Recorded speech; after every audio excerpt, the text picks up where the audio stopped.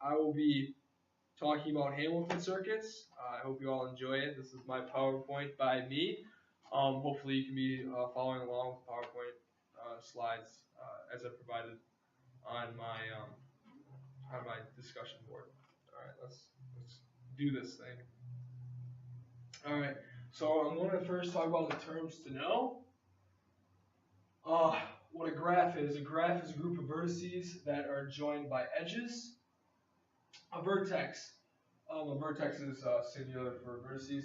A vertex is a dot that represents two or more edges, where two or more edges meet. An edge is a line that meets two vertices to each other. Okay, now we're going to tell you what a Hamilton circuit is. So a Hamilton circuit is, it's, as you can see, it's a graph that visits every vertex in the graph and comes back to a starting point. So I'm going to show you on the whiteboard. Where's that marker? Here it is. On the whiteboard, what one would look like. So you have your graph here with some vertices meeting those edges.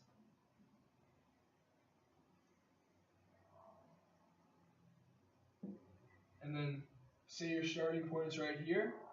So you would go to this vertex,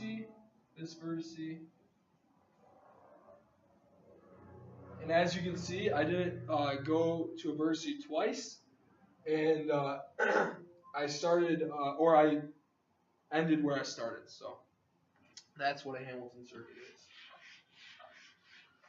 Okay. Who invented the Hamilton circuit? Is a question that many people ask. Sir William Rowan Hamilton invented the Hamilton circuit. Hamilton was born in Ireland on August 4th, 1805. He was considered a genius at age 5. He actually knew Latin, Greek, and Hebrew.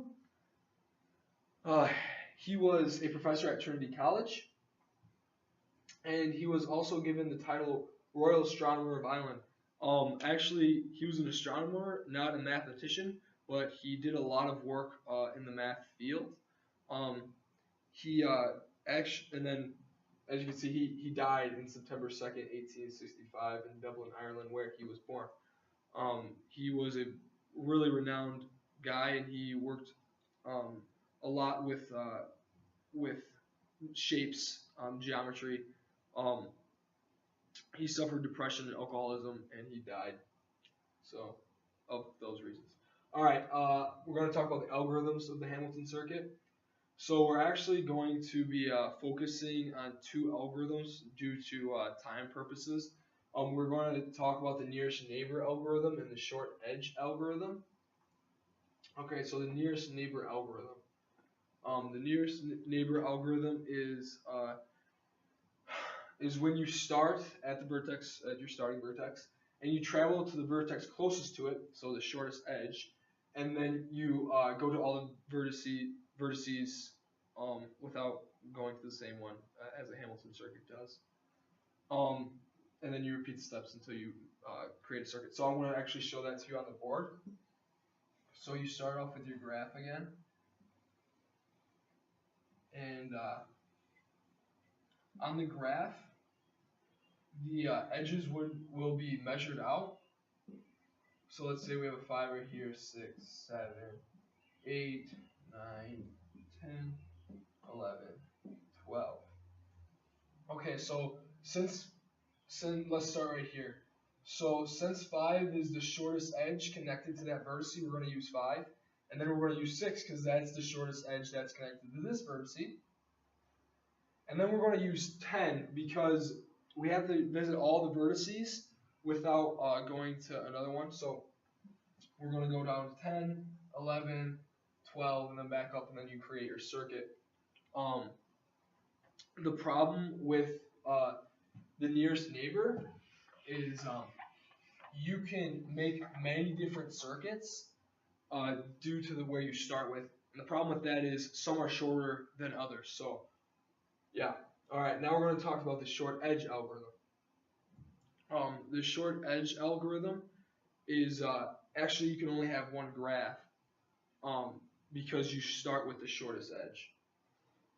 As you can see, so you start with the shortest edge, or the vertex with the shortest edge, and then you travel to the closest vertex.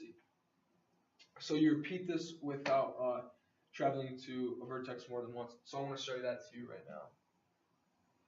So we're going to start off with the same graph. I'm actually going to put a 5 right here. 6, 7, 8, 9, 10, 11, 12. Okay. So since the 5 has the shortest edge, we're going to start with that one. Alright. And now we're going to go to the 6 because that's the shortest edge. And then we have to go to the 12, 9, and then 10. Okay. So, unlike the nearest neighbor, you can see there's only one graph that you can choose because you have to go with the edge that's the shortest on the graph. And here's my works cited. I hope you all enjoyed the presentation. I hope you have a happy Easter and everybody does well in their papers. Thank you.